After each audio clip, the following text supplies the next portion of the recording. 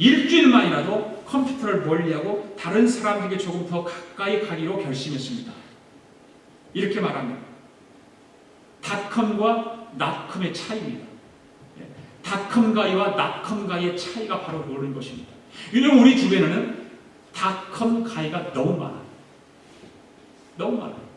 물론 컴퓨터를 통해서 채팅을 하고 게임을 하고 블로그 활동을 하고 물론 결국은 사람이 홀로 살 수 없음을 증명하는 거예요. 결국 그런 걸 하는 것은 뭡니까? 사람은 혼자서 아무것도 안 하고 살 수 없다는 증거입니다. 그렇지만 우리는 지금보다 더 닷컴가이에서 낫컴가이가 되기를 힘써야 됩니다. 그래야 참된 기쁨을 맛보게 되기 때문에 그렇습니다.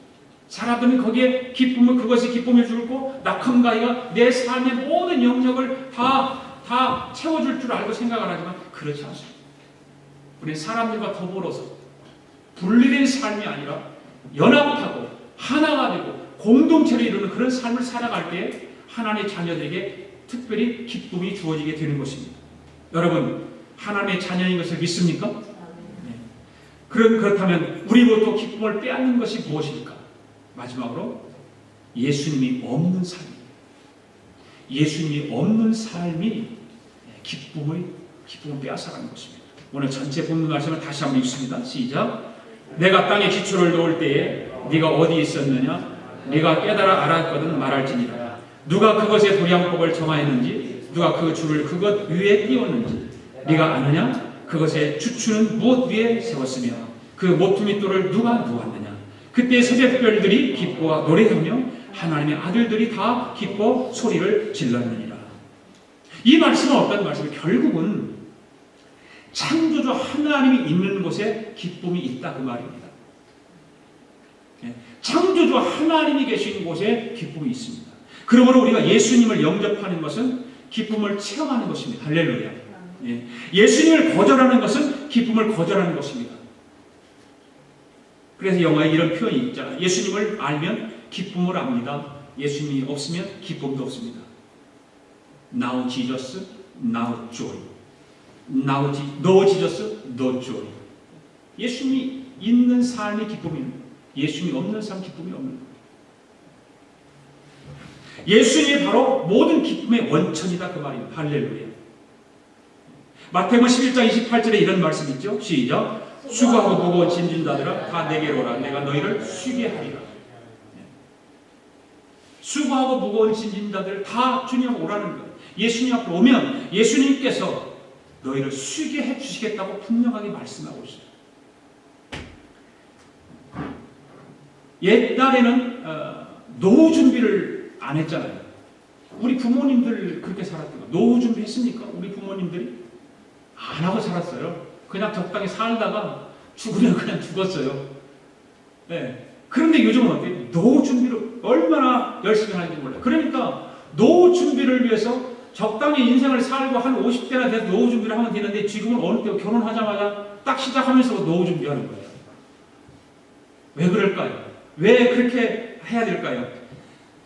더 돈이 없으면 나중에 마누라한테 쪽박 차게 되니까. 요즘 시대가 그런 시대가 되었어요. 그러니까 결혼하자부터 이제 노후 준비를 계획을 세우고 살아가게 돼 있어요.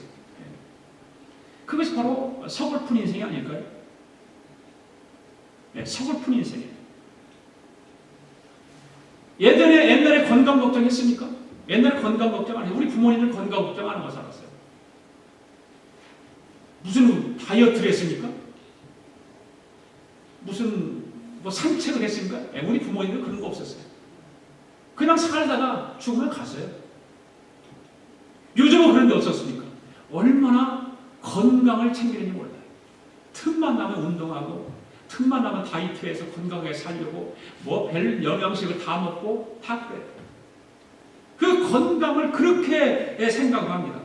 그래서 사람들마다 운동을 열심히 하고 한국 같으면 동네 아줌마들이 에어로빅 한다고 스포츠 센터 가서 스포츠 운동이라고 춤추고 막 난리를 지르고 그게 뭐냐면 건강을 보호하기 위해서 건강하게 살기 위해서 건강 관리를 안 하면 왜 이렇게 하냐면 자기가 건강 관리를 안 하면 금방 죽을 것 같은 생각이 들기 때문에 그런 거예요. 거기에 노예가 되어 있는 거예요. 금방 죽을 것 같지. 금방 모든 질병을 통해서 내가 죽을 것 같은 그런 모습을 보면 사람들의 걱정과 짐이 더 무거워지고 있구나라고 하는 생각. 점점 가면 갈수록 사람들이 짐이 더 무거워지는 거예요. 그런 것들이 스트레스를 주고 그렇게 되는 것입니다. 그런 사람들에게 주님은 뭐라고 말씀하세요? 마태복음 11장 28절에서 수고하고 무거운 짐진 자들 너희들 내게 오면 내가 너희들 행복과 기쁨을 주겠다 그 말입니다. 그러므로 우리가 진정한 기쁨을 얻으려면 예수님 앞으로 나가야 됩니다. 할렐루야. 예수님을 진심으로 영접하면 기쁨의 원천을 얻게 되는 것입니다. 여러분이 기쁨을 누리기를 원하는 원리 어디냐? 바로 예수님 영접합니다. 예수님의 삶의 주인으로 모시는 거예요. 예수님을 진심으로 영접하면 기쁨의 원천을 얻게 됩니다. 살면서 아무리 힘든 일을 만나도 주님은 그 일을 기쁨으로 만들어 주신다고 말씀하고 있기 때문에 그렇습니다. 수고하고 무거운 짐진 자들아 다 내게로 오라. 내가 너희를 쉬게 하리라. 예수님 말씀이니까.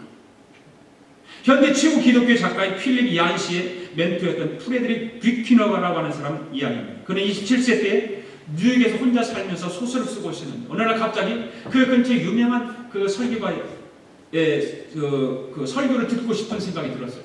그래서 그 바로 집 옆에 있는 교회로 찾아갑니다. 그날 목사님의 설교 중에 엘리자베스 2세가 웨스트민스터 사원에서 대관식을 하던 그 상황을 묘사하면서 예수님을 왕관을 쓴 분으로 묘사를 하고 이야기하는 거예요. 예수님은 바로 그 엘리자베스 여왕이 왕관을 쓴 것처럼 이 땅에 그 왕관을 쓰시고 왕으로 오셨다라고 하는 그런 설교를 하신 것입니다. 근데 그 설교를 들을 때 그는 자신의 마음속에 예수님의 그 대관식에 행해지는 그것을 느끼기 시작합니다. 그렇게 이야기해요. 느꼈다가. 그런 눈물을 흘리면서 예수님을 구세주로 고백을 하기 시작합니다. 그 느끼기 시작합니다. 아무나 그런 느끼는 건 아니겠죠. 그런데 그분은 그렇게 느낀 것입니다. 그래서 눈물을 흘리고 예수님을 고백을 하고, 그런데 신기하게도 바로 이어서 그 예수님을 구주로 고백하고 눈물을 흘리기 시작했는데 바로 이어서 막 속에서 억제할 수 없는 웃음이 막 나오는 거예요. 그 감동, 기쁨이죠 그것이요. 그 웃음이 계속 터져나오는 거예요. 그날 뉴욕 메디슨 에비뉴 173가에서는 그는 예수님과 만나는 체험을 하면서 눈물을 펑펑 흘렸고 동시에 그의 표현에 따르면 큰 웃음이 나오면서 기쁨을 체험했다라고 고백합니다. 우리에게도 그런 주님을 만난 기쁨이 있어야 될 줄로 믿습니다. 평생 신앙생활에도 예수님 만난 그런 기쁨이 없는 사람들이 허다하게 많습니다. 예수님 만나서 기쁨이 있어요. 그런 체험을 해야 예수님이 내 삶의 모든 무거운 짐을 쉬도록 만들어 주신다는 것을 인정하고 믿을 수 있기 때문에 그렇습니다. 그럴 때 거기에서 기쁨이 솟아나오게 되고 즐거움과 행복감이 나오게 되는 것입니다. 예수님을 만나지 못하면 우리는 세상 속에서 얻어지는 것들로 하여금 기쁨을 얻으려고 애쓰고 노력합니다. 그래서 성경은 우리에게 그렇게 말하죠. 주님을 깊이 만나는 체험과 기쁨이 있어야 된다라고 말하고 있습니다. 지금도 사단은 아까 소두에서 말씀드렸처럼 그 악마같이 생긴 그린치처럼 성탄절의 기쁨을 빼앗아가고 끊임없이 교회를 공격하고 있다는 사실입니다. 마귀는 그렇습니다. 우리에게 기쁨을 빼앗아가려고 합니다. 우리에게서 무거운 짐을 지게 하고 세상 것에서 내 눈에 보이는 것, 손에 잡히는 것에서 기쁨을 체험하라고 말하고 있습니다. 그런데 그런 사탄의 공격에 넘어가지 말아야 합니다. 아무리 힘든 일이 있고 마음에 상처가 있어도 예수님을 내 삶의 진정한 주인으로 모시고 살면 우리에게 큰 웃음과 기쁨이 넘치게 해주십니다. 바로 예수님이 해주시는 것입니다. 사랑하는 성도 여러분, 우리는 주님 안에서 항상 기뻐하며 살아가야 합니다. 실패하는 사람은 삶이 항상 어둡습니다. 삶에 의욕이 생기지 않습니다. 그러면 성공할 수도 없고 혹시 성공한다 할지라도 공허할 뿐입니다. 반면에 성공하는 사람은 삶에 항상 기쁨이 있습니다. 그처럼 기쁘게 살면 그 사람의 가는 곳곳마다 활기가 넘칩니다. 사람들에게 희망을 주고 사람들에게 정말 샘솟듯이 솟아나는 그런 희망이 사람들에게 영향을 줄 수 있는 것입니다. 지금 자신의 삶을 돌아볼 수 있기를 원합니다. 우리가 기쁘게 살 때 우리 인생에 큰 진보와 발전이 있다라고 하는 것을 기억하시면서, 그러므로 성공하고 싶으면 먼저 기쁨을 찾아야 됩니다. 여러분, 내 삶이, 여러분, 나도 마찬가지예요.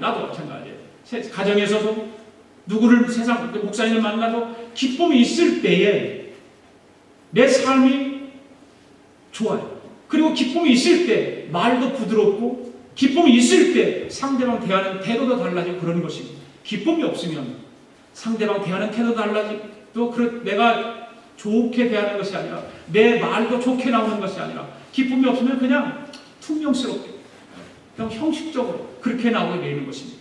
기쁨이 있을 때 삶이 보람이 있고, 말도 부드러워지고, 삶의 모든 만나는 영역이 정말 기쁨으로 가득 찰 때 다른 사람들에게도 좋은 영향을 줄 수 있다는 사실입니다. 살면서 슬픔이 없을 수는 없습니다. 우리가 슬퍼할 때는 슬퍼해야 되지만, 슬퍼하는 것은 뭐가? 죄를 슬퍼해야 되고, 또 친구의 슬픔에 같이 슬퍼해주고, 이런 것 뿐이죠. 그런데 괜히 다른 것 때문에 슬퍼하고 그것 때문에 어두운 삶을 살아갈 필요는 없다는 것입니다. 기쁨을 회복해야 됩니다. 바로 십자가만 바라보지 말고 부활까지 바라볼 때 기쁨이 있는 거예요. 우리 십자가만 바라보면 그 십자가 밑에서 죄만 생각하게 되고, 그 죄악으로 통해서 기쁨이 차단되어 버리는데, 그 십자가 너머에 부활을 바라볼 때 기쁨이 있는 것입니다. 할렐루야. 기쁨이 없으면 언제나 부정적이고 패배적이고 비판적이 되는 것입니다. 부모와 자식 간에 왜 문제가 생기냐면, 어떤 분은 그래요. 목사님 제 말 좀 들어보세요라고 해서 여러 가지 문제 생긴 이유를 이야기할 때 들어봅니다. 들어보면 그중 수긍할 만한 말도 있고 그런 이야기도 있지만, 더 근본적인 이유는 뭐냐면 그 자신 안에 기쁨이 없다는 거죠. 기쁨이 없는 사람의 이야기와 기쁨이 있는 사람의 이야기가 다릅니다. 부부싸움을 할 때도 마찬가지입니다. 여러 가지 싸움의 이유를 대지만 자세히 보면 근본적인 이유는 내 자신 안에 기쁨이 없기 때문에 그렇습니다. 그렇기 때문에 싸움이 일어나는 것이고 문제가 생기는 거예요. 기쁨이 있어 보세요. 왜 싸움이 생기겠어요? 싸울 이유가 하나도 없죠. 결국 자신 안에 기쁨이 없다는 것은 예수님이 없다는 말도 되기도 하죠. 사랑하는 성도 여러분, 예수님 때문에 기쁨을 회복할 수 있기를 원합니다. 예수님 때문에 웃음을 찾으실 수 있기를 원합니다. 어떤 분은 말해요. 이렇게 힘들고 이렇게 어려운 일을 당했는데 어떻게 기뻐할 수 있냐라고 이야기를 합니다. 그러나 성경에서 항상 기뻐하라고 하는 말은 어떤 말일까요? 기쁨이 있을 때 기뻐하라는 말이 아니죠. 힘들 때 기뻐하라고 말입니다. 기뻐할 일이 있을 때 기뻐하는 건 당연한 것이고 누구든지 할 수 있는 일이지만, 힘들고 어렵고 고통 가운데 있을 때 기뻐하라는 거예요. 성경은 항상 기뻐하라는 이 말이 바로 그런 말입니다. 기뻐할 때도 기뻐할 수 있지만, 기쁨이 없을 때, 힘든 일이 있을 때 기뻐하라는 거예요. 어떤 분은 말합니다. 제가 이런 말을 듣고 어떻게 기뻐합니까? 사람들에게 온통 여러 가지 쏟아지는 말들을 들었겠죠. 정말 사람 중에는 말을 너무 함부로 하는 사람도 있습니다. 때로는 너무 말도 안 되는 비인격적인 말도 합니다. 그러니까 그런 말을 듣고 기뻐할 수 있겠어요? 기뻐할 수 없는 것이죠. 그래도 하나님의 자녀들인 저와 여러분은 기쁨을 잃지 말아야 된다 그 말입니다. 기쁨을 잃지 말아야 됩니다.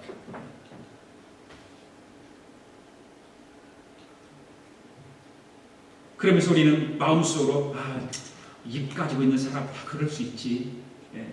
그 정도 널그러운 마음을 가지면 그 바로 기쁨을 유지할 수 있는 그런 마음입니다.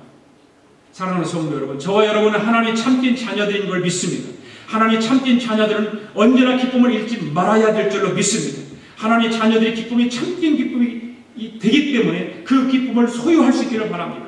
하나님의 자녀들은 물질적인 것으로 기쁨을 얻지 못하는 것입니다. 하나님의 자녀들은 혼자 분리되어 살아가는 사람들이 아니라 분리되어 살아가는 삶 속에는 기쁨이 없기 때문에 우리는 더불어서 공동체의 삶을 살아가는 그런 멋진 삶을 살아가야 되는 것입니다. 하나님의 자녀들은 예수님 때문에 기쁨을 회복하고 진정한 기쁨을 가지고 살아가는 사람들인 것을 기억하시고 삶 가운데 예수님을 모시고 기쁨으로 살아가는 저와 여러분들이 다 되실 수 있기를 주님의 이름으로 축복합니다. 기도하겠습니다. 하나님 아버지 감사합니다. 우리는 하나님의 자녀들입니다. 그에게 항상 기뻐하는 삶을 살아갈 수 있도록 도와주시고 인도해 주시옵소서. 감사드리며 예수님의 이름으로 기도드립니다. 아멘.